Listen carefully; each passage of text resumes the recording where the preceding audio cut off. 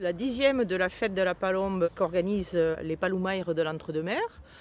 Ils nous ont choisis cette année puisque tous les ans ils changent de commune de l'Entre-deux-Mers pour organiser cette manifestation. Donc nous sommes très heureux d'avoir reçu, d'avoir participé avec une très très belle journée. Je pense que tout le monde est entièrement satisfait. Je suis le représentant Palombe au niveau de la fédération.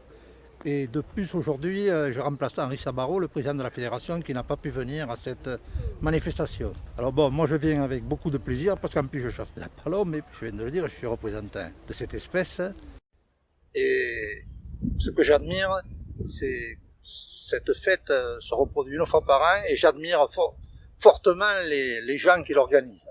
Parce que bon, c'est quand même un travail remarquable et ça représente très très bien la chasse à la palombe qui, par elle-même, est une chasse qui se pratique beaucoup dans le milieu rural, elle ne se pratique pas en ville, dans le milieu rural, et où il y a beaucoup de convivialité. Cette chasse est un exemple. Elle comprend beaucoup de choses, un amour de la nature, un amour des oiseaux. Bon, bien sûr, on les attrape, ça fait partie de notre passion. C'est quelque chose qui nous met en rapport avec la nature, un rapport très important et, les enfants, lorsqu'ils viennent voir nos installations, lorsqu'ils sont dans les couloirs, ça leur rappelle beaucoup de choses, et puis l'esprit cabane. Et si vous voulez, la palombière pour eux est aussi quelque chose qui donne une bonne image de la chasse. C'est primordial, donner une bonne image de la chasse.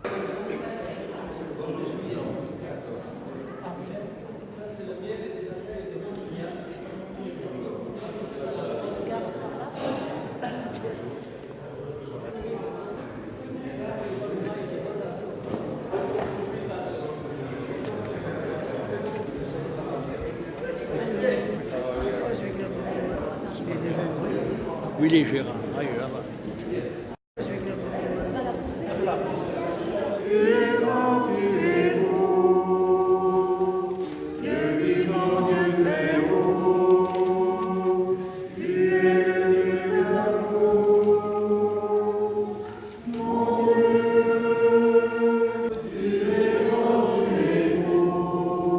Au nom du Père et du Fils et du Saint-Esprit.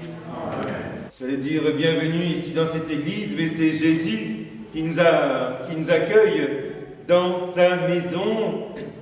J'ai 12 ans d'années ici, dans l'Entre-deux-Mers, et je ne sais pas ce que c'est que la vie dans les palombières.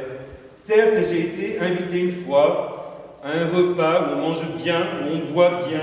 Je rends grâce à Dieu que c'était dans une de mes vies antérieures, mais je me suis dit, mais à part ça, qu'est-ce qu'on fait dans les palombières? Je suis une pièce rapportée, je viens de Montpoitou, je ne sais pas s'il y a des palombes, elles doivent y passer, je ne sais pas s'il y a des palombières.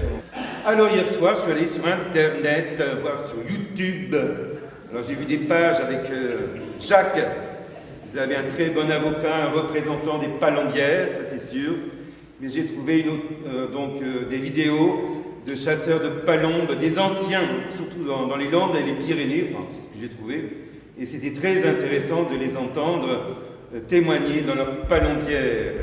Je suis tombé sur une page, alors peut-être que vous la connaissez, mais moi, je vous fais partager ce que je découvre avec vous, et puis je crois que c'est le but de chaque confrérie, c'est de faire connaître ses produits, sa passion. Alors voilà ce que j'ai trouvé, c'est au sujet du chasseur de palombes. On nous dit que c'est un drôle d'oiseau, déjà, qui, sous des allures robustes, est atteint d'une curieuse maladie, diagnostiquée il y a plus d'un siècle, la palombite, ou encore appelée le mal bleu, est une affection qui se propage essentiellement de père en fils, de père en enfant, hein.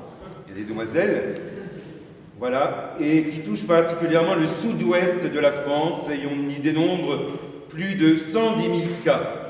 Ça, c'était publié en 2000, il y a déjà 19 ans. Donc, cette maladie a dû se propager depuis, nous l'espérons. Pourtant, c'est dans les Landes, le Gers, les Pyrénées-Atlantiques, en Gironde, ou encore dans le Lot-et-Garonne, on le sait bien, et on évite toute grande manœuvre durant la forte période de fièvre automnale. Alors, interdit d'avoir des problèmes de chaudière, de dents, de prêt ou de testament.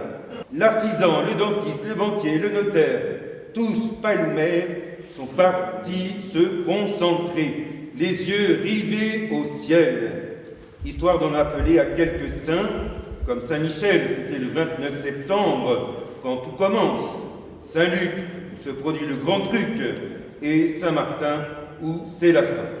1 mois et demi de prière ponctué de menus travaux, hisser avant l'aube les appos, ou appelants, pigeons bleus, palombes gavés de grains qui serviront d'appât, en haut des pins par un astucieux système de poulies et de fils de fer. Alors dans la vidéo, notre ancien chasseur, il était outré parce que maintenant il y a des trucs modernes. Ça va pas. N'importe quoi. Trucs mécaniques, je sais pas quoi. Non, poulies, fils de fer. Tel un gamin qui retrouve ses copains de collège ou de caserne, il va entre hommes et femmes déguster quelques bonnes bouteilles, batailler, ricaner et, s'il est du côté de la Soule, chanter. Des palombes en roucoule qui s'en font à tire-d'aile vers la péninsule ibérique et le Maghreb. On a comptabilisé 1 200 000 cette année. Un passage moyen, normal. Le pigeon ramier rame de moins en moins, nourri qu'il est par le maïs landais. 9 mois de labeur autour de la palombière, le prix à payer. Pour quelques agapes, le juste prix. Alors bon, peut-être que